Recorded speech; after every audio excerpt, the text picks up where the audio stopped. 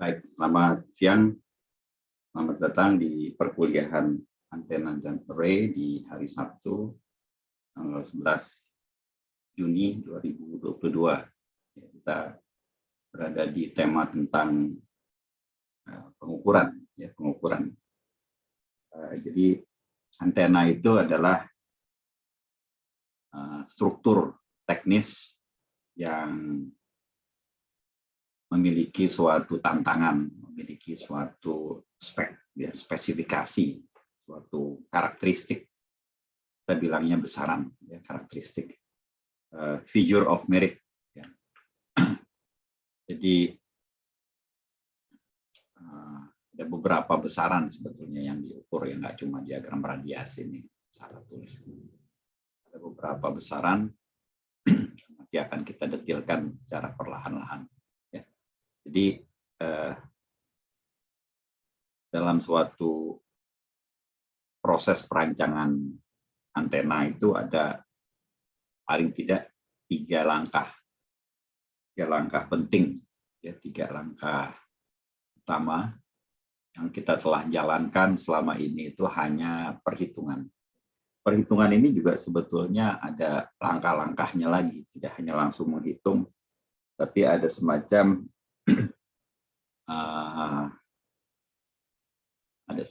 perancangan kasar dahulu. Jadi Anda telah mendapatkan beberapa pertemuan terdahulu tentang jenis-jenis antena, misalnya antena-antena yang telah kita bahas itu ada yang bentuk dasar dari suatu antena, ada turunannya. Jadi kalau bentuk dasarnya itu yang saya berkali-kali singgung itu ada namanya antena kawat, antena kawat. Antena kawat. Antena kawat ini nanti turunannya itu tentu yang paling penting adalah dipole. Dipole, monopole, Kemudian ada antena Yagi. Ini antena kawat. Ada antena spiral, helix yang minggu lalu kita bahas, dan lain sebagainya. Kemudian tipe antena dasar kedua itu antena aperture.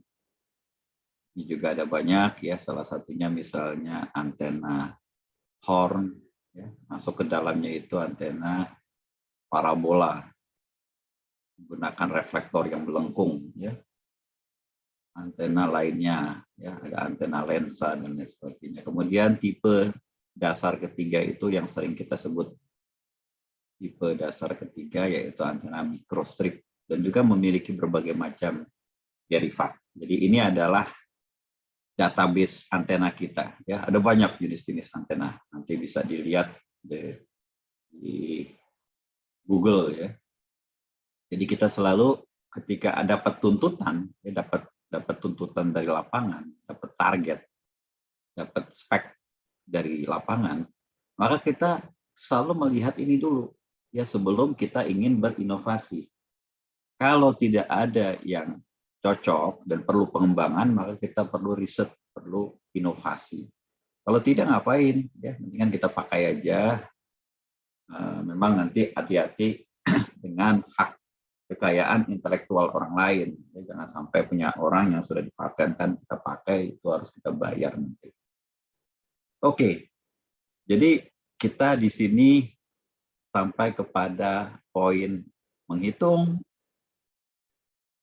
terutama ujung dari hasil hitungan ini adalah output dari software, dari software yang sering kita miliki, sering kita pakai karena kita memiliki itu HFSS. Ada software Sonnet, ada software Whipple, ini semua software berbayar, tapi setahu saya yang kedua dan ketiga itu ada student versionnya, light versionnya gratis. Nah ini saya belum menemukan, mungkin ada juga. Tapi license-nya kita miliki. Nah, output dari software-software ini adalah grafik, angka-angka. Jadi itu penting sekali kita minimal ada di depan mata kita angka dulu, angka rancangan. Kalau software bilang sudah terpenuhi nih speknya. Nah, biasanya kita lakukan semacam studi toleransi. Ya, kalau kita ginikan sedikit, jadi gimana kurvanya? Kalau kita gitukan sedikit, gimana? Jadi kita lakukan yang disebut dengan analisa toleransi atau tolerance analysis. Biar tahu aja, ya, biar tahu aja. Kalau kita nanti ketika kita buat, ketika kita fabrikasi, panjangnya berapa? Panjangnya 5 mili, Pak. Ternyata pabrik yang membantu kita membuat ini tidak tepat 5 mili, tapi 5 mili lebih sedikit. Katakanlah 5,1 mili atau 5,05 mili. Ya. Makanya ini ketika kita ingin buat, yang membantu kita itu, atau kalau kita bikin sendiri, harus yakin kita membuatnya itu toleransinya berapa. Tidak ada yang eksak. Jadi kalau kalian etching, si microstripnya ini, berapa plus minusnya. Kalau kalian milling, ya, microstrip juga sekarang bisa di milling, ya, bukan harus di etching pakai Vericorida, bisa di milling juga pakai CNC. Itu mechanical toleransinya berapa? Itu baru mechanical tolerance. Nanti kalau kalian bikin dalam jumlah banyak, 5 buah, 10 buah, 100 buah, itu mass production itu ada berapa uncertainty-nya. Ya. Bisa jadi beda-beda juga antar produk. Itu perlu juga ini tolerance analysis, kita lakukan analisa dengan statistik. Jadi kita tahu, pokoknya yang kita buat nanti dia segini plus minus. Gitu. Jadi ketika masuk data sheet itu masuk begitu. Gennya sekian dB plus minus sekian. Antenanya nih pada frekuensi sekian plus minus sekian. Itu perlu kita kasih info karena pemakai itu maunya perfect. Ya. Pemakai itu maunya saya beli dan saya tahu kemampuannya. Nah setelah dilakukan fabrikasi, ya di sini kita tidak menyinggung secara detail fabrikasi itu urusannya bengkel, etching, milling, dan sebagainya. Hari ini saya akan tunjukkan bagaimana step ketiga, yaitu melakukan validasi. Ya, hasil software ini kita akan adu dengan pengukuran. Kita akan bandingkan. Kita akan jadi tugas pengukuran ini bukan memberikan data yang pasti sama. Jadi nanti kalau hasilnya itu eksak sama, itu kita bilangnya too good to be true. Ya, tidak mungkin. Jadi ada semacam beda. Nah bedanya itu bisa jadi nanti kalau agak jauh bedanya, kita akan balik lagi melakukan perhitungan lagi. Kita akan tuning lagi itu antena. Nanti kita akan bikin lagi. Ya. Jadi biasanya ini ada proses iteratif. Tapi iterasinya yang banyak di sini. Muter-muter yang banyak di sini. Jangan di sini. Kalau di sini mahal. Ya. Jadi kita akan melakukan pengukuran, validasi, itu biasanya masuk ke dalam nanti kalau bikin TA. Ya, kalau bikin TA itu kita akan validasi. Hasil ini kita akan buat, kita akan ukur, terutama sekali itu dengan VNA, kadang-kadang dengan tambahan spectrum analyzer, dan signal generator. Tapi utamanya yang kita pakai ini udah cukup. Biasanya di lab, ya di lab itu kita punya VNA up to 67 giga. Jadi kalian mau bikin macam-macam ini, hampir semua itu bisa kita cover dengan baik. Paling nanti ketika dibuat ini, sanggup nggak bengkel bantu kita dengan akurasi lebih akurat dari 0,1 mili. Ya. Karena banyak sekali nanti komponen kalau sudah frekuensinya tinggi harus sangat akurat. Ada beberapa besaran yang biasanya kita ukur. Ya. Sebenarnya banyak sekali, tapi kita batasi. Di perkuliahan ini saya batasi dengan 4 buah ini ya. Jadi yang ini itu biasanya kita ngukur sebagai karakter antena itu dalam memancar.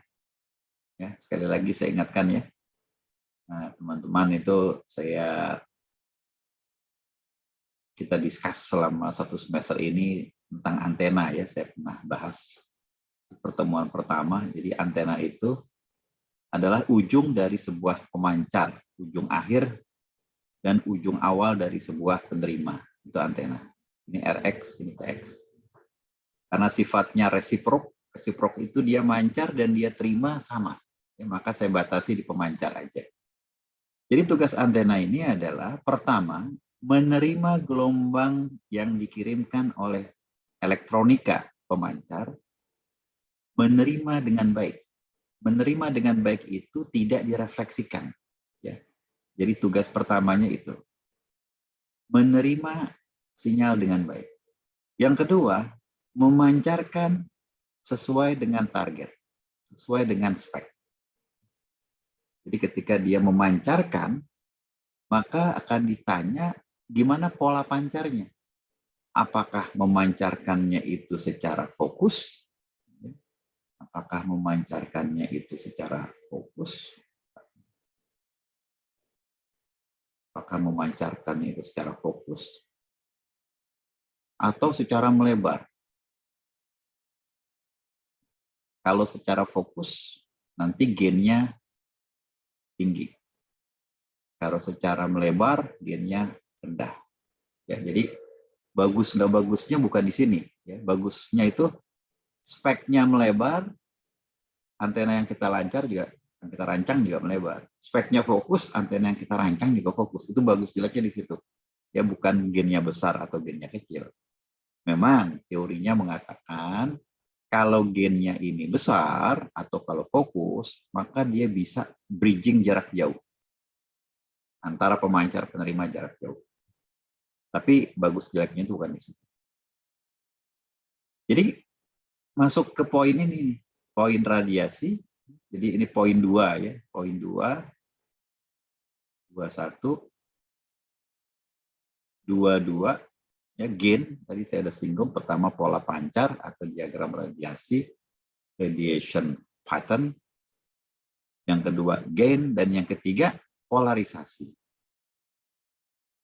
23 ya, polarisasi itu bagaimana medan listriknya, apakah vertikal medan listriknya atau horizontal. Ini penting karena nanti bisa jadi antena penerima tidak bisa mendetek gelombangnya itu gara-gara salah polarisasi. Ya. Nah, kemudian yang ketiga atau yang keempat yang kita akan bahas, kita akan tunjukkan, yaitu karakter dari antena ini dalam menerima gelombang. Dalam menerima gelombang dari pemancarnya. Jadi dikiriman oleh pemancar menuju antena, jangan sampai ditolak secara dalam jumlah banyak. Boleh ada yang ditolak, tapi jangan banyak-banyak. Makanya kita sering bilang ini refleksinya. Ya. Besarannya itu faktor refleksi. Nah, ini bisa juga saya tulis di sini impedansinya kita ukur atau faktor refleksi. Faktor refleksi itu sering dituliskan dengan simbol S11. Ya.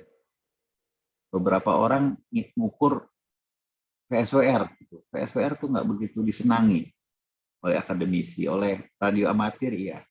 Tapi akademisi itu lebih prefer S11 atau faktor refleksi. Jadi ini yang diukur biasanya. Yang seringnya sih ini. Yang seringnya ini nih, karena gampang ukurnya. Pakai VNA aja, duduk di meja, selesai. Tapi begitu kita mengukur diagram radiasi, antenanya mesti diputar. Nah, itu kita harus punya alat pemutarnya. Nah, positioningnya, rotatornya. Oke, jadi itu poin-poin yang akan kita bahas hari ini. Nah, ini ya, secara bentuk kita bilangnya testbed, ya, testbed. Struktur pengukuran testbed dari antena. Ya. Ini antena yang mau diukur ini, kita bilangnya AUT, antena under test. Antena under test, antena yang ingin kita tes. Ini antena pengukur, kita connect pemancar di sini, ya, atau nanti kalau mau VNA, katakanlah kita connect dengan VNA port 1 pemancarnya, atau port 2 juga sama. Nanti kita akan connect di sini dengan VNA juga port 2. Cukup VNA-nya 1. VNA-nya 1 karena VNA itu biasanya portnya ada 2. Kita connect di sini, kita kirim. Ya, bisa kita setting frekuensinya, bisa kita setting power pancarnya, ya berapa dBm kita mau pancarkan. P-nya ini berapa dBm. Kita bisa setting frekuensi pancarnya. Ya, nanti kita juga di sini akan cek berapa dBm yang diterima dan berapa power pancarnya. Ya pasti sama. Kalau muncul power pancar lain itu dari interferensi. Nah, itu masalah lain yang nanti akan muncul kalau ada interferensi. Dan antena ini nanti kita akan letakkan di sebuah meja berputar. Katakanlah ini dia rotating di sini. Kalau kita putar, maka antena itu nanti akan menerima sinyal ini tergantung pola pancarnya. Ya, jadi nanti kita akan detect di sini P receive-nya. Kalau dia besar, maka berarti ke arah situ pola pancarnya besar. Jadi kita akan ukur nih. P receive sebagai fungsi dari sudut. Ya, tergantung sudutnya kita putar di sini. Ini sudut horizontal. Pada saat yang sama juga kita bisa putar antenanya begini. Ya, kita putar begitu. Kayaknya ini nih eksisnya putar. Itu kalau bisa ada otomatis gitu, bukan kita putar-putar manual. Biasanya itu nanti ada berapa delta putarannya. Putarnya itu berapa derajat. Nah, ini kalau yang ini kita akan dapati pola pancar horizontal. Kalau ini pola pancar vertikal. Pola pancar vertikal. Tapi tergantung antenanya kita tidurin apa tegakkan. Bisa juga kalian hanya perlu satu sumbu putar aja. Nah, antenanya ini bisa kita tegakkan atau kita tidurkan. Maka dia juga akan menghasilkan yang sama. Jadi bisa saving. Walaupun ada kerugiannya juga ya, tidak bisa 3 dimensi murni. Harus digeletakin atau dimiringkan. Jadi dengan cara itu kita bisa membuat ya, menghubungkan ya, keduanya ini kita hubungkan antara sinyal terima dengan ke arah mana sudut itu menunjuk. Nanti akan biasanya gitu, alat ukurnya itu dikonek dengan komputer, kemudian dia akan nanti menggambarkan pola pancarnya. Biasanya seperti itu. Oke, nah untuk menjalankan atau untuk melaksanakan pengukuran antena yang baik, dan ini seringkali ya diambil sebuah asumsi, diambil sebuah kondisi, bahwa antena ini akan dipakai nanti untuk komunikasi jarak jauh. Untuk komunikasi jarak jauh itu artinya, ya saya pernah berkali-kali ya ingatin ke teman-teman, jauh itu bukan ukurannya meter, tapi jarak dibandingkan panjang gelombang. Makanya pada frekuensi tinggi, katakanlah frekuensi di atas 30 giga, 30 giga itu lambdanya 10 mili. Ya. 10 mm. Ya, 10 mm itu 1 cm. Jadi biasanya itu jarak 5 cm itu jauh. Jarak 10 cm udah jauh sekali.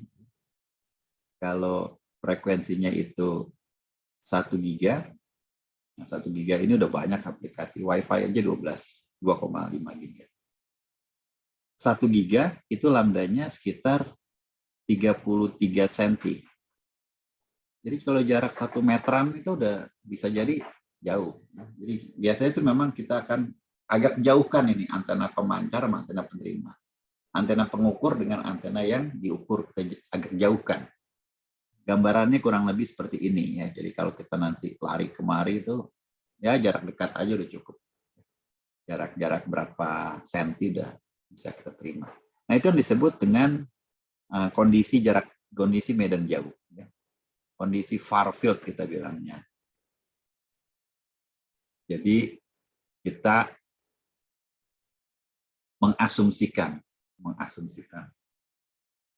gelombang yang dipancarkan oleh antena pengukur mengenai antena yang under test sebagai gelombang datar. Ya, kita bilangnya itu homogen plane wave.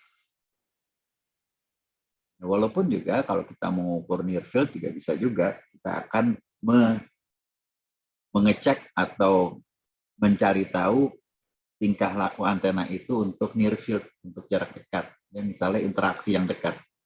Misalnya kalau kalian nempelin handphone di kepala gitu, biasanya itu untuk menganalisis pengaruh gelombang terhadap kepala kita. Nah, itu biasanya near field. Nanti kepala kita pun akan jadi objek riset. Itu bisa aja. Yang kemarin itu ada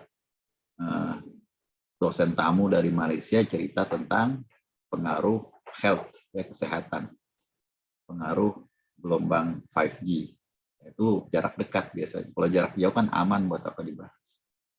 Nah, ini secara umum untuk antena sebagai fungsi teknik biasanya itu jarak jauh. Antena ini memancarkan gelombang, bentuknya bola, fasanya bola. Jadi antenanya di sini. Fasanya begini itu. Front face-nya begini. Sama seperti kita lempar kerikil ke air, maka akan terbentuk gelombang-gelombang seperti itu. Memang dia punya pola pancar, bisa jadi ke sana lebih kuat. Iya, tapi secara umum dia itu tetap berbentuk bola. Nah, menariknya adalah kalau bentuknya bola, dia tentu tidak homogen. Tetapi ketika kita sudah agak menjauh dari sumbernya ini, maka seolah-olah ini datar. Apalagi kalau antenanya nggak besar-besar amat. Jadi ada dua kondisi. Pertama jarak R. Berapa sih jarak dari pemancar ke penerima? Itu pertama R. Jadi kalau kita ambil kondisi WiFi misalnya, oh WiFi-nya ada di atas tuh. Biasanya WiFi ditaruh nempel di atas tembok ya, atau di ceiling atau agak tinggi dari kita. Kita tuh biasanya duduk mungkin 2 meter, 3 meter dari antena itu. 2,5 meter saja, kita itu udah 10 kalinya lambda. Seringkali udah far field. Tapi tergantung antena kita juga di sini. Tergantung ukuran antena penerima kita, D. Kalau antena kita tidak besar-besar amat, maka dia datar. Kalau antena kita besar sekali, ya, itu masih belum jauh ini. Masih kita harus nunggu ke sana. Ya, jadi ada dua besaran yang akan kita amati habis ini, yaitu ukuran antena kita dengan jarak. Nanti kita akan bisa melakukan semacam observasi, evaluasi. Kita bilangnya kok evaluasi angka nanti ya. Biasanya insinyur itu ngomongnya angka. Kalian akan tahu kalau jaraknya sekian, maka nanti front fasanya ini atau kelengkungan fasanya ini, kita bilangnya kurvaturnya, sudah tidak lagi melengkung, ya seperti bumi lah ya. Bumi ini kita sepakat bundar ya. Sorry, kita sepakat bumi ini bundar ya. Mempunyai sebuah lengkungan, tapi ketika pengamatan kita itu dalam ruang lingkup yang kecil, kita melihat bumi itu seperti datar. Jadi kurang lebih begitu. Ya. Jadi kita akan lihat strukturnya ini. Kita akan cari tahu ya. Ini adalah jaraknya dari pemancar ke penerima R. Di antena pengukur ini ya bola-bola semua yang dipancarkan. Makin jauh bolanya makin memiliki radius besar dan sepertinya sudah tidak terlalu melengkung lagi gitu. Apalagi kalau antena under test-nya tidak terlalu besar, ya katakanlah ukurannya ini dari sini ke sini D. Mudah-mudahan ini errornya kecil gitu kita bilangnya ya. Error pasti ada error. Nggak mungkin dalam engineering itu tidak ada error. Tapi kita sebagai insinyur mesti memberikan masukan kepada atasan kita atau manajernya, errornya segini Pak. Nanti dia yang akan mengambil keputusan apakah bisa diterima atau tidak. Semakin kita jauhkan, udah pasti dia makin mendekati datar. Teorinya jelas sekali. Semakin dia jauh, maka semakin errornya kecil, semakin homogen, semakin datar. Tapi kita nggak mau jauh-jauh juga, karena semakin jauh ini masalah nanti. Semakin kita jauhkan masalah, nanti saya cerita masalahnya apa. Itu PR saya. Semakin dia dijauhkan, ada 1-2 masalah yang muncul, makanya kita kalau mau dekat aja. Tapi kalau dekat, errornya membesar. Nah, kita akan ambil tengah-tengahnya. Seberapa jauh jadinya kita sudah dianggap, sudah bisa diterima. Berikut ada gambar lagi dan ada sedikit perhitungan. Ini gambarnya. Jadi gambar tadi saya copy paste saja di sini, cuma saya tambahkan dengan tambahan di sini biasanya digunakan angka ini. Besar kesalahan yang bisa ditoleransi, besar kesalahan fasa yang acceptable itu disepakati oleh orang banyak di industri dan di akademisi, 22,5 derajat. Sejarahnya dari mana? Ya bisa dicari nanti ya, saya kebetulan tidak terlalu detail. Saya terima aja segitu. Ya walaupun salah juga harus lihat sejarahnya dari mana. Mungkin ada error apa lagi gitu yang nanti akibatnya. Jadi kesalahan fasa terbesar yang boleh terjadi itu segini. Nah, fasanya itu salah ya karena gelombangnya melengkung dan ketemu dengan antena, nabrak antena ini tidak bareng. Ini yang akan ketabrak duluan oleh gelombang. Kenapa? Karena ini yang paling dekat. Ya, jarak ini yang paling dekat karena garis lurus. Nah, di sini dia udah garis miring. Yang paling jauh di sini tentu di ujung dari antena ini. Jadi ada errornya nih. Error jarak yang kita sebut dengan delta. Oke ya. Nah, nanti error jarak ini, delta, akan kita kalikan dengan 2pi per lambda. 2pi per lambda ini K. Ini K. 2pi per lambda itu K. Kenapa kok dikalikan itu? Karena seluruh gelombang yang merambat di udara memiliki fungsi fasa seperti ini. E pangkat JK kali S. S itu jarak atau R, ya jarak. Jadi gelombang itu berputar memang begini. Nah, setiap apa nih namanya? Setiap lambda, ya. Setiap lambda itu 360 derajat. Makanya ketemu di sini 2pi per lambda. Kalau ini lambda berarti 360 derajat, ya. Jadi ini harus lebih kecil sama dengan pi per 8 atau 22,5 derajat. Kita lihat dengan jelas sekali ini Pitagoras. Itu Pitagoras. Sisi miring itu R tambah delta kuadrat sama dengan sisi samping R kuadrat ditambah sisi depan. Kebetulan kalau panjang antenanya D, maka setengahnya ini setengah D, ya. Ini ukuran antenanya itu. Nggak tahu nanti Anda punya antena dipolnya seberapa lebar, punya antena microstripnya seberapa lebar, mempunyai antena aperturnya berapa besar. Maka kita akan di sini setengah D kuadrat. Jadi kita hubungkan dia berdua. Ya. Saya pindah ke slide berikut. Nah ini ya. Di R tambah delta kuadrat sama dengan R kuadrat tambah D per 2 kuadrat. Ini yang ini saya hilangkan kuadratnya, maka di sini muncul akar. Dan saya keluarkan R-nya nih. R-nya saya keluarkan. Kalau R dikeluarkan, maka ini jadi 1.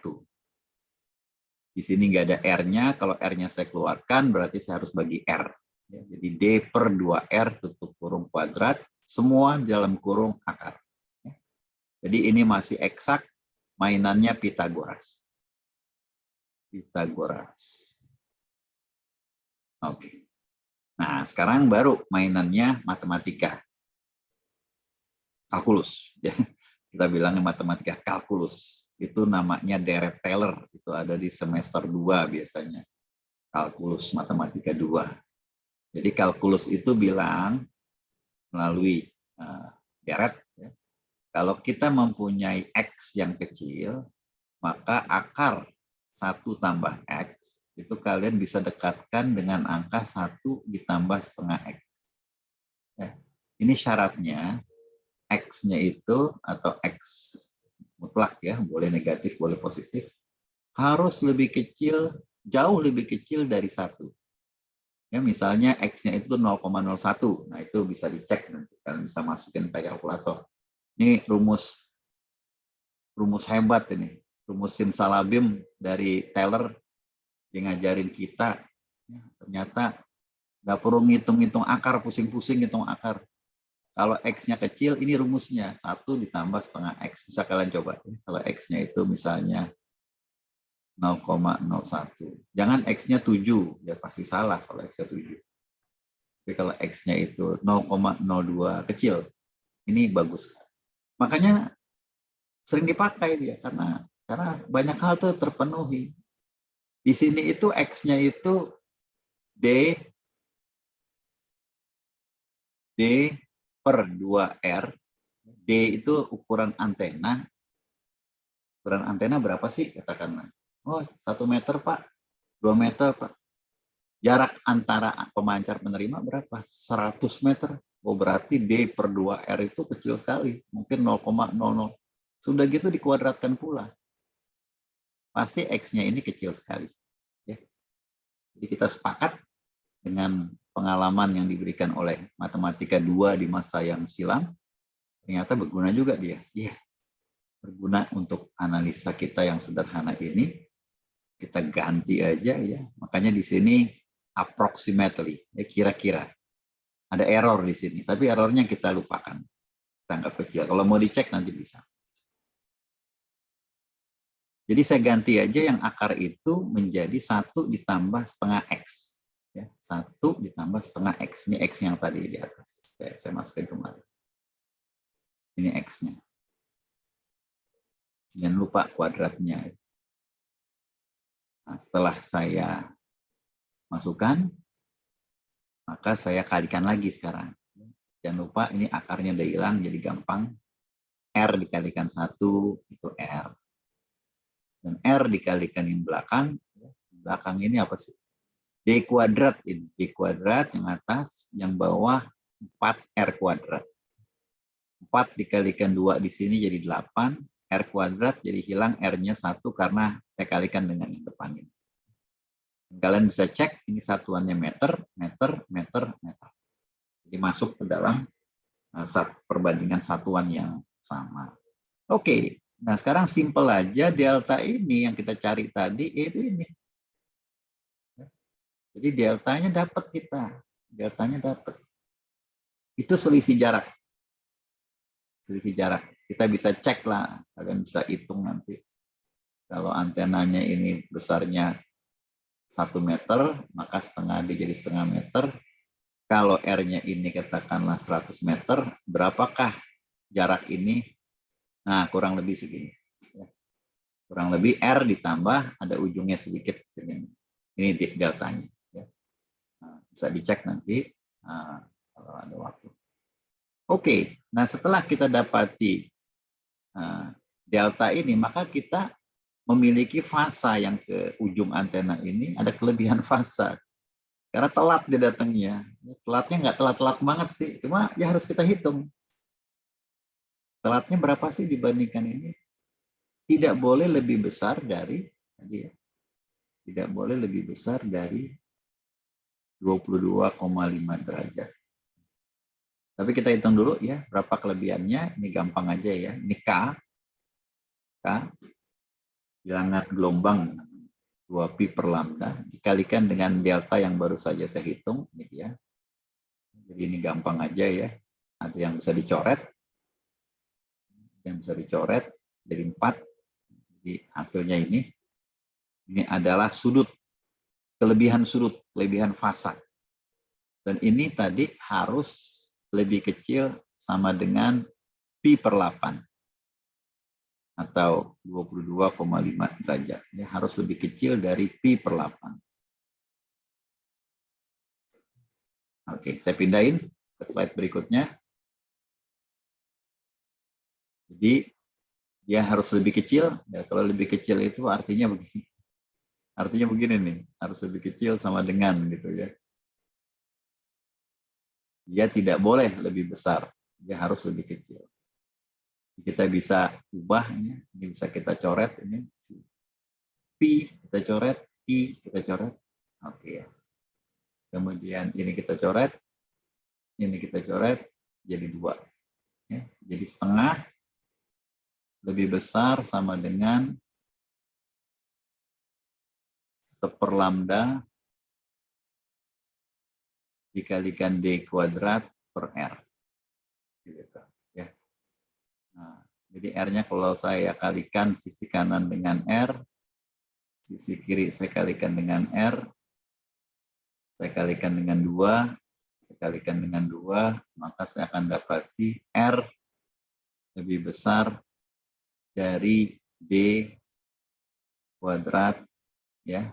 Ini R-nya udah pindah tadi, kali 2 dibagi dengan lambda. Ya. Jadi hitung-hitungannya itu direkap di sini.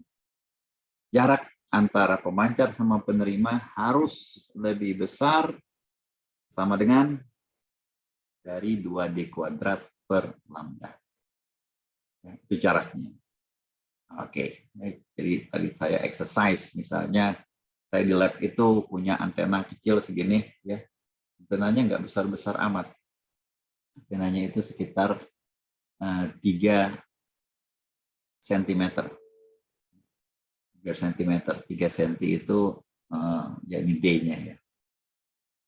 3 cm itu sekitar 30 mili. Kecil antenanya. Tapi saya pakai dia untuk frekuensi 60 giga. Nah ini jadi seru nih. Karena 60 giga ini, ya silakan nanti bisa dicek. Lambdanya itu 5 mili. Lambdanya itu kecil sekali, 5 mili. Jadi ini jadi gede nih antenanya. Antenanya jadi besar karena 6 kali dari lambda. Oke. Jadi 5 mili, maka kalau saya ingin ukur tadi diagram radiasinya, antena pemancar, antena penerima, dia harus saya pisahkan ini dengan jarak R ketika saya mengukur pola pancar. R ini harus lebih besar dari ini. Kita hitung ya. 2D kuadrat, D-nya itu 30 mili, 30 mili kuadrat, dibagi dengan 5 mili. Jadi kalau ini kan kita hitung 2 kali 30 mili kali 30 mili gitu ya. Bagi dengan 5 mili. Kita bisa coret mili dengan mili. 30 dibagi 6. Nah, bagi 5, 6. 6 kali 2 kali 30. Nah, kalikan ini. 60 kali 6. 360. 360 mm. Besar sekali ya Pak, 360 mm. Iya kalau kita lihat milimeter kayaknya besar. Tapi ini 36 cm. Ya, nggak nyampe setengah meter. Ya, kalau kita ambil penggaris ini, ya, penggaris biasa 30 cm. Ujung sama ujung kurang lebih 30 cm. Ya segini kurang lebih. Jadi masih bisa kalau kita ukur di atas meja kita. Kita taruh di sini, kita taruh di atas meja.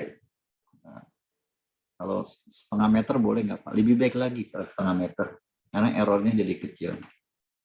Kalau 1 meter gimana? It's okay, masih bisa kita handle. Ini contoh pertama. Ini contoh perhitungan pertama. Ini contoh perhitungan kedua. Nah, ini contoh ekstrim. Tadi ekstrim. Frekuensinya tinggi sekali, antenanya tidak terlalu tinggi. Sekarang contoh ekstrim kedua. frekuensinya rendah. Ya, kalau Anda bandingkan dengan 60 giga ini rendah.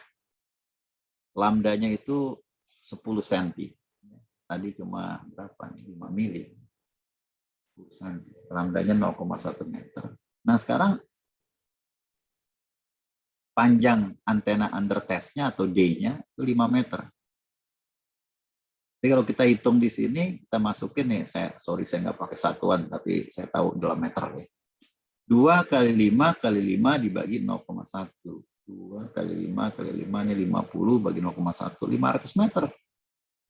Jadi kalian bisa bayangkan, makanya jangan nekat. Bikin antena tuh gede-gede banget gitu, jangan nekat. Karena untuk mengkarakteristikan dia nanti di lapangan, ngukurnya itu jarak jauh gitu. 500 meter itu jauh. 500 meter itu jauh sekali. Dan kalau jauh itu masalahnya banyak. Yang pertama tentu ya, kalau ini jauh, ini dikirim power pancar, nanti power receive-nya itu kecil sekali nanti. Bisa jadi alat ukur kita sudah tidak mendetek lagi.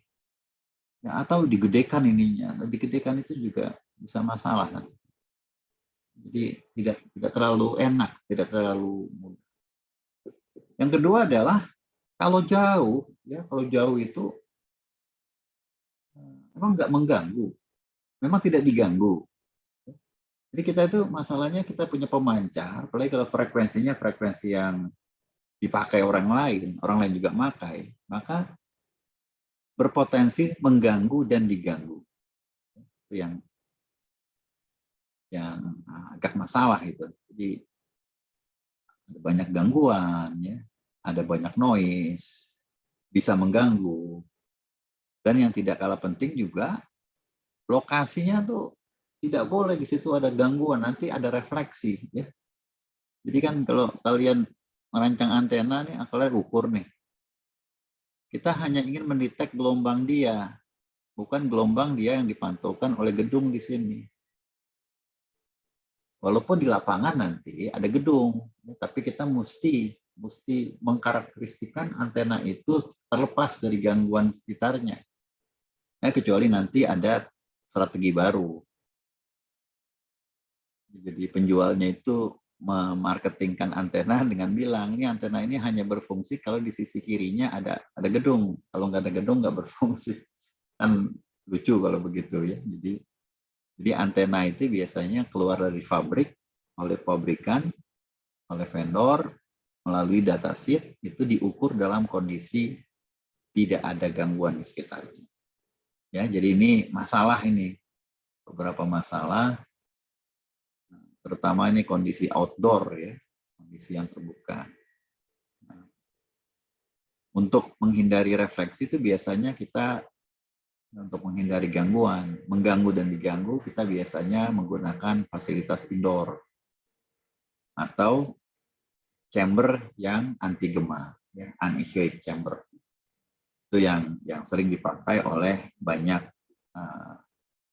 peneliti atau perusahaan yang serius, ya. Dia masukin ke dalam chamber, ke dalam sebuah ruangan yang memiliki karakter tembok-temboknya ini, baik tembok kiri kanan, depan, belakang, atas, bawah, itu tidak merefleksikan gelombang. Jadi kalau antena ini sedang diukur gelombangnya, memang benaran yang dari dia datang gitu, bukan yang kemari. Bukan yang kemari. Bukan yang ke kiri sana balik kemari. Karena gelombang yang ke bawah ini akan diserap oleh absorber, ya, absorber. Pyramidal, ya. Pyramidal absorber. Penyerap. Jadi sekitar ini pasang ini nggak ada ya, berpotensi refleksi pasti. Di absorber ini kalau ada gelombang yang datang ke dia, teorinya memang diredam, teorinya diserap ya. Jadi gelombangnya ini kena itu diserap, diubah menjadi panas. Kita seringkali absorber yang udah dipakai 5 tahun, 10 tahun itu nanti dia udah jenuh, udah rusak, perlu diganti. Jadi diserap gelombangnya. Ada yang dipantulkan tapi sedikit sekali. Makanya ini diabaikan ini, diabaikan. Jadi unechoic chamber terbuat dari berbagai macam material ya. Kita juga bisa buat di Indonesia.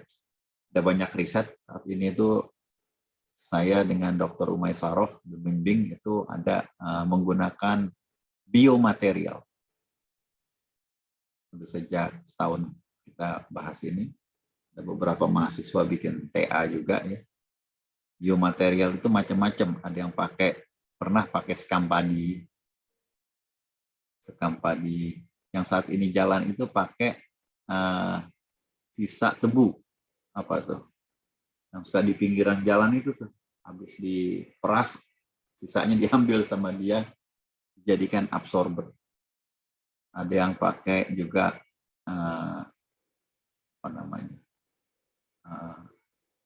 coconut ya.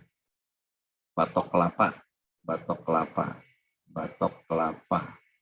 arang batok kelapa. Jadi batok kelapa itu dibakar kali ya, jadi arang, terus ditumbuk-tumbuk di blender, maka jadilah absorber.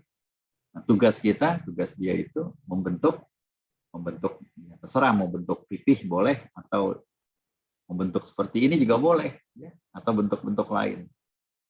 Jadi nanti akan dia bikin ya, yang paling sederhana tentu dibentuk lempengan seperti ini, datar seperti selembar kertas lah, tapi tebalnya 1,5 mili, 1 mili, 2 mili. Atau ada juga dibikin pakai cetakan, tapi belum begitu berhasil. Tadinya mau pakai cetakannya tempat telur itu, berpuyuh. Atau bisa juga pakai tempat tablet obat itu. Jadi nanti dia rada melendung gitu. Nah, itu nanti kita cek, kita tes pakai VNA, kita kirim gelombang, kita terima gelombang pantulnya. Kalau kecil, maka kita bilang dia itu absorber. Dan itu menarik sekali karena nggak ada yang bikin di Indonesia, nggak ada yang jual. Kalau bisa dibikin kan menarik. Bisa juga absorber gini itu dipasang nanti di pesawat tempur. Bisa di pesawat, bisa di kapal, bisa di tank, buat keperluan militer. Ya, bisa. Jadi ini juga riset atau pengamatan analisa yang sedang naik daun di Indonesia. Ada beberapa kampus yang kita kerjasama, dan kita juga sangat serius membimbing mahasiswa di bidang ini. Ya. Jadi bentuknya itu bentuk piramid, macam-macam, ada bentuk taktik begini. Nah, pertanyaannya itu adalah adonan seperti apa? Ya, adonan seperti apa? Kita punya juga kayak gini di lab, saya beli. Adonannya dari apa itu? Kok dia bisa meredam lebih bagus atau lebih jelek? Yang kedua bentuk. Ya, jadi bentuk dan isi materialnya. Nah, menariknya itu bisa nggak kita buat dari barang yang ada di sekitar kita? Apalagi yang namanya tadi biomaterial.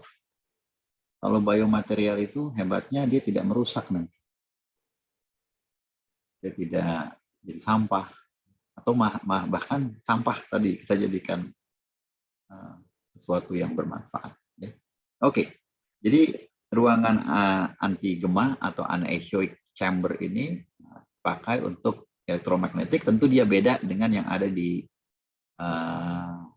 studio rekaman. Ya. Studio rekaman itu juga ada, barangkali mirip ya. Itu untuk audio, untuk gelombang suara. Kalau ini gelombang elektromagnetik. Tapi prinsipnya sama, supaya tidak terjadi gema. Baik, nah itu adalah cara pengukurannya, baik indoor ataupun outdoor. Apa yang diukur adalah pola pancar. Jadi dikirimkan sebuah gelombang oleh pemancar, nanti antena AUT itu akan kita letakkan di sebuah posisi. Ya, tadi kita udah tahu posisinya itu atau radius dari bola ini R, ya R yang mana R itu harus lebih besar sama dengan 2D kuadrat per lambda. Bisa dihitung kalau kita tahu berapa ukuran antena under test ini dan berapa frekuensi kerjanya. Jadi D dan lambda. Nah sekarang bagaimana mengukur pola pancar? Ya pola pancarnya biasanya kita kalau di lab kita tuh nggak mengukur 3 dimensi karena susah banget. Biasanya kita ukur ya horizontal dan vertikal dengan cara tadi, ya dengan cara menggunakan meja putar. Ya kalau meja putar itu jadi seolah-olah kita telah memutar 360 derajat. Atau kalau kalian mau begini juga bisa. Jadi antenanya itu katakanlah ditaruh di sini, kita jalan muter. Nah ini jaraknya ya tadi bisa setengah meter, bisa 500 meter. Ya bisa kita bayangkan itu kalau jaraknya terlalu besar muter kita. Nah, ini juga kalau kita mengukur apa adanya vertikal, maka kita naik ke atas, turun ke bawah. Atau ya tadi dengan cara tadi antenanya ditidurkan sehingga kita tidak perlu naik turun, hanya muter aja. Oke, yang kedua akan kita ukur gain atau pemfokusan ya, dengan settingan yang sama seperti tadi, tapi jangan diputer. Karena kalau diputer berubah. Nah, berbasiskan pada pola pancar yang kita dapat tadi, pasti ada wilayah maksimal. Nah, wilayah maksimal itulah yang kita sebut dengan main beam. Disinilah kita memastikan gain. Karena disitulah arah pancar maksimal, sehingga paling fokus di situ. Maka gainnya kita ukur seperti itu. Ada berbagai macam cara, ada 2 cara di kelas ini saya akan singgung. Sebenarnya teorinya ada banyak cara, tapi 2 cara yang paling sederhana. Yang pertama adalah dengan menggunakan metode 2 antena. Ini cara yang paling sederhana. Tetapi kita syaratnya harus memiliki 2 antena yang persis sama. Jadi antena itu kita mau ukur, kita harus bikin 2 dan harus persis sama. Jadi artinya kita mesti ukurnya, bikinnya, gergajinya, nyoldernya, dan sebagainya itu sama semua. Nah kalau sama, maka kita bisa menggunakan rumus teori yang ada di buku. Kalau kita pancarkan PT, maka kita akan terima PR. Ini kita bisa ukur daya pancarnya, ini kita bisa ukur daya terimanya, ya, maka kita bisa hubungkan antara daya terima dengan daya pancar. Jadi kita akan kalikan ini, daya pancar dikalikan gain antena pemancar, dikalikan gain antena penerima, yang mana kalau dia keduanya antenanya sama, maka kita sama. GT-O sama dengan GR-O sama dengan GO. Sama. Ya. Kenapa dia wajib sama? Karena kita hanya punya 1 persamaan.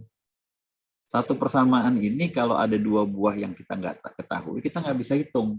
Tapi kalau dia sama atau minimal kita anggap sama, dia jadi G kuadrat. Yang depan ini kan kita udah tahu. Lambdanya berapa kita tahu, jaraknya berapa kita udah tahu. Tinggal kalian hitung, dapatlah rumus ini. Jadi hanya dengan bermodalkan sebuah pengukuran pola daya terima, daya pancar, jarak, dan lambda kita dapat G-nya. Nah tentunya di sini tidak begitu fair kalau kita hanya sekali ngukur. Ukurlah berkali-kali. Ya. Ukurlah berkali-kali, misalnya kita ubah jaraknya, yang tadinya sekian meter kita tambahkan sedikit, tambahkan sedikit, tambahkan sedikit, tambahkan sedikit, tambahkan sedikit. Nanti kalian akan dapati PR yang makin mengecil. Nah, nanti kita akan buat semacam garis regresi untuk memastikan T-nya, G-nya sekian. Ya. Sehingga errornya itu akan mudah-mudahan saling kompensasi dengan melakukan studi regresi. Nah, ini asumsinya adalah tidak ada refleksi. Jadi kalian ngitungnya ini ya hampir semua aplikasi itu nggak ada refleksinya. Karena begitu ada refleksinya, sinyal ini akan terganggu. Cara kedua, untuk menghitung atau untuk mengukur gain adalah dengan menggunakan metode perbandingan gain. Nah, gain comparison method. Nah, ini tidak harus kita memiliki dua antena yang sama. Tetapi cukup dua antena, boleh berbeda, tetapi salah satu antena itu harus kita kenal gainnya. Makanya antena ini disebut standard gain antena. Biasanya kita beli. Ya. Biasanya kita beli gitu. Di speknya tuh ada dia. Oh, gainnya sekian nih antena ini. Ya, gainnya misalnya ya, misal gainnya 15 dBi, kasih tahu dari speknya pada sebuah frekuensi, pada suatu frekuensi. Nah, nanti kita ukur nih. Ini ada pemancar kita, ini ada antena yang akan kita ukur. Pertama kita ukur dulu case pertama ini, kita ukur. Oh, ini pancarnya entah berapa, ya, nggak penting. Oh, gainnya dia berapa, nggak penting. Yang penting kita tahu antena ini gainnya sekian, kemudian kita ukur, kita tahu perisifnya sekian. Misalnya perisifnya itu minus 59 misalnya dBm. Yang penting kita tahu dua ini. Ya. Nah, setelah kita tahu, kita ukur, kita pindahin ini antena, kita taruh, jangan ubah jaraknya. Taruh antena kedua di tempat yang sama. Oke ya, logic thinkingnya Anda nyambung ya.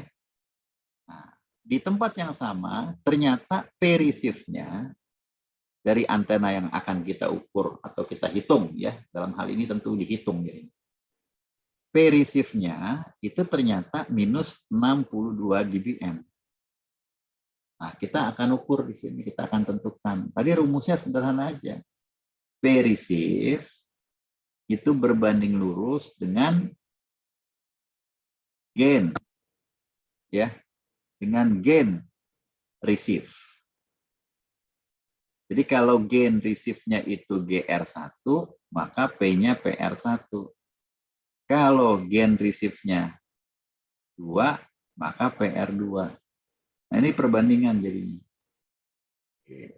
Ya. Jadi kalau yang kita tanya PR2, maka PR2 ini sama dengan GR2 dibagi GR1 dikalikan PR1. Perkalian biasa, pembagian biasa. Tapi kalau kalian jadikan desibel, ini linear semua nih, linear. P-nya dalam watt, G-nya nggak dalam. Kalau kita jadikan dB, kita jadikan dB, maka PR2 itu sama dengan GR2 dalam dBi ditambah PR1 dalam dBi dikurang GR1 dalam dBi. Nah, kalau yang ingin dihitung ini tentu kita akan ubah lagi sedikit. GR2 dalam dBi sama dengan PR2 dikurang PR1 dalam dBi ditambah GR1 dalam dBi. Jadi gampang aja kalau kalian lihat data-data ini, minus 62 dikurang minus 59, berarti minus 3 dB, ditambah 15. Ya. Jadi minus 3 dB ditambah 15 dBi, hasilnya 12 dBi. Wah, lebih kecil ya Pak ya? Iya, karena tadi yang kita terima dengan antena kedua ini lebih kecil. Ya. Di syaratnya tadi itu, syaratnya letakkan di posisi yang sama. Maka kita akan mendapatkan perbandingan gain. Ya. Dan kita harus punya ini juga, ya, standar gain. Baik. Yang berikutnya adalah pengukuran impedansi atau pengukuran faktor refleksi. Ya, ini filosofinya ya. Jadi kalau kalian ketemu dengan berbagai macam istilah, ya, istilahnya itu macam-macam. Ya. Yang sering kepakai itu VSWR, yang sering kepakai itu reflection factor atau coefficient atau reflection factor atau reflection coefficient, ini oke. Ada lagi return loss. Ya, sering juga dipakai, cuma saya nggak begitu sepakat dengan return loss karena salah mulu orang gunakan. Jadi saya akhirnya sering menggunakan reflection factor atau reflection coefficient. Faktor refleksi. Nah, filosofinya adalah ini antena kita, antena under test. Ini elektroniknya ada di sini, kita akan kirim gelombang ke sana, ya. Walaupun jaraknya kadang-kadang cuma beberapa mili aja, tapi supaya visualisasinya bagus, saya panjangin. Jadi gelombangnya itu dikirim ke sana. Antena ini memang tidak bisa menerima gelombang itu secara perfect, pasti ada yang dibalikan. It's okay, nggak masalah. Insinyur bilang kita bisa terima, tapi jangan besar-besar amat. Jadi ada gelombang datang, ada gelombang pantul di sini. Kalian boleh gunakan voltage, ya boleh. Kalian boleh menggunakan voltage reflected, boleh. Karena adanya gelombang ini, maka adanya refleksi, adanya faktor refleksi yang kita bisa hitung, yang bisa kita ukur. Jadi ada yang direfleksikan. Yang sebenarnya itu sebanding dengan faktor refleksi itu sebanding dengan V reflect dibagi VI. Jadi filosofinya gitu. Yang direfleksikan itu sama dengan R dikalikan V yang datang. Makanya namanya faktor. Kita kalikan dia dengan yang datang. Dan ini biasanya itu kecil kalau antenanya bagus. Maksimal itu 1 tentu. Kalau lebih dari 1 jadi penguat. Ya, maksimal 1. Di rumusnya itu begini.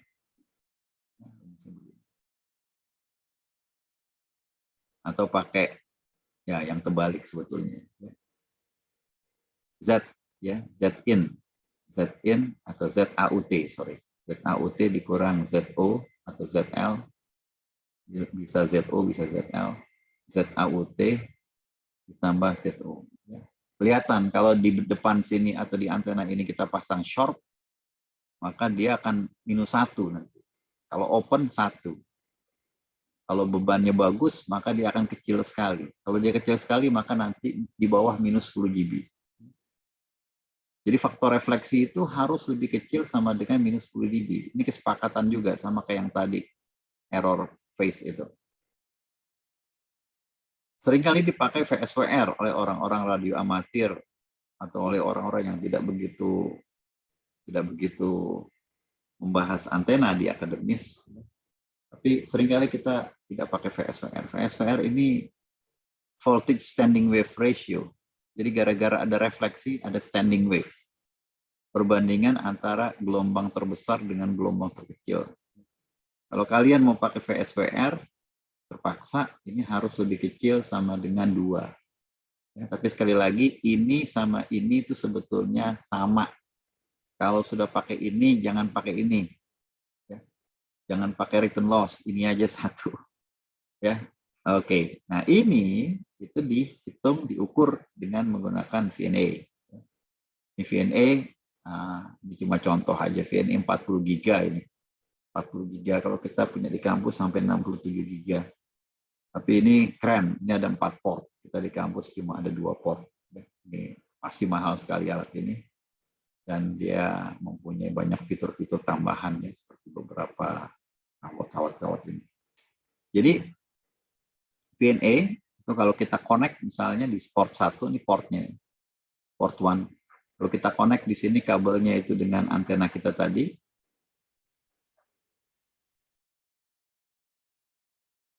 jadi prinsipnya itu gelombangnya ini akan, ya gelombangnya dibuat di dalam.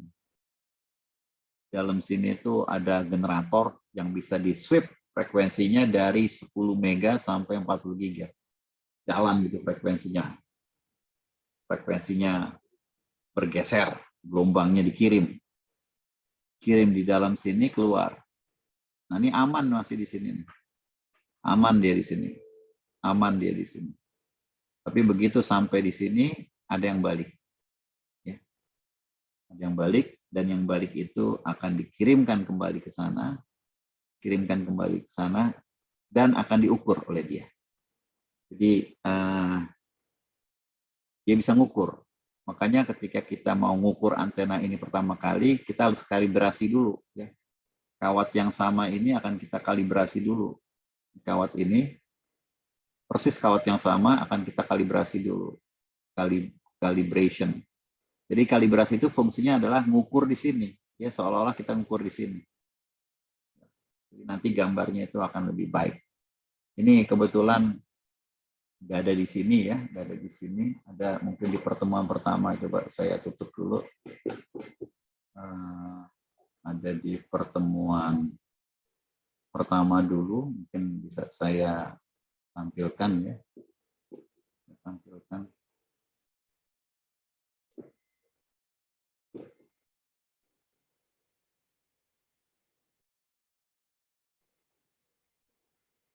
Saya tampilkan di pertemuan. Nah, ini pertemuan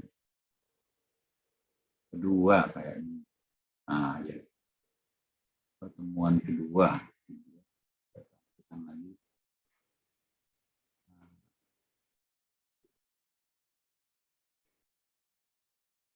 Ya, ini pernah saya tampilkan ke kalian. Ini kebetulan pakai yang lain. Ini nggak kelihatan ya. Nggak kelihatan. Koneksinya nggak kelihatan. Ada kabel di sini, ada masuk. Ya. Ada kabel di situ.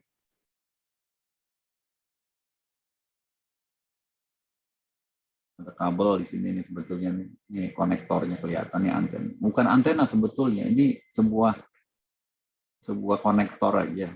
Tapi karena dia panjang, jadi bisa berfungsi sebagai antena. Saya cuma ingin ngecek aja, benar nggak dia berfungsi sebagai antena? Iya, dia sebagai dipol, sebagai monopol. Entah lupa saya panjangnya berapa senti ini. Saya ukur, ternyata dia bagus di sini.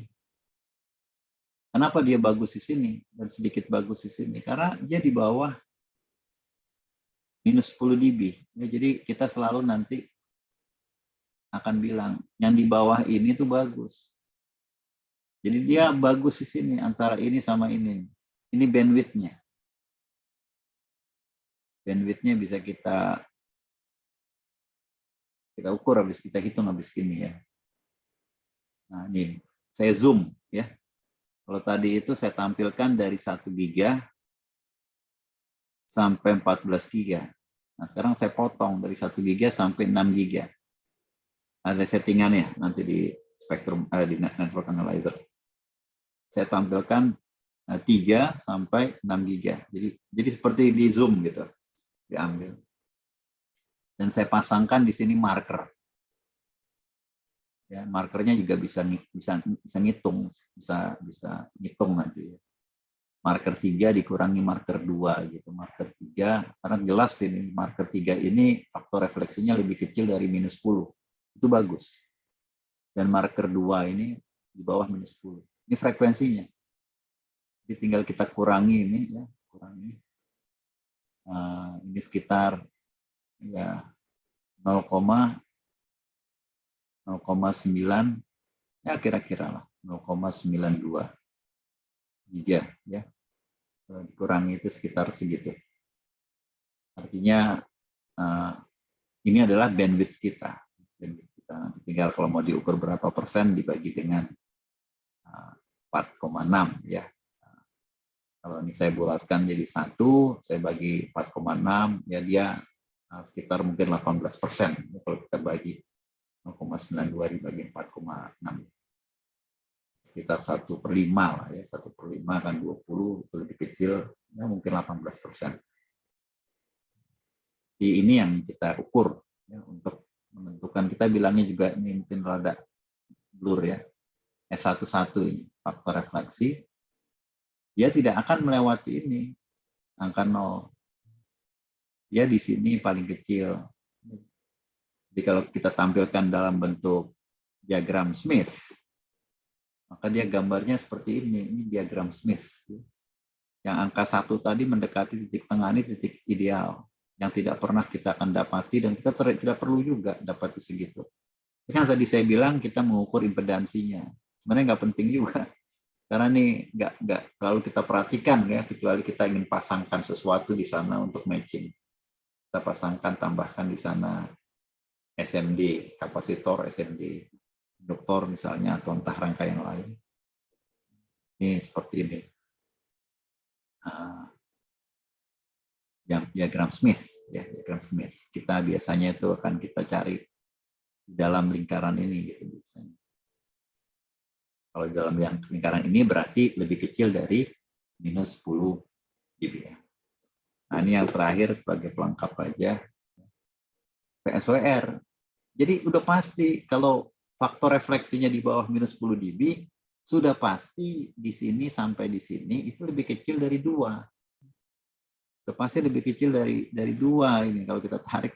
Ya, ini berarti bagus, sudah pasti. Jadi kalau udah ditampilkan faktor refleksi, tidak perlu lagi. Oh, PSWR-nya segini nih, ya udah pasti. Ya, itu hanya menambah tebal laporan Anda, ya, atau nggak ngerti, ya, jadi ditampilkan. Baik, nah, itu aja yang ingin saya sampaikan hari ini terkait dengan pengukuran antena. Silakan jika ada yang ingin ditanyakan.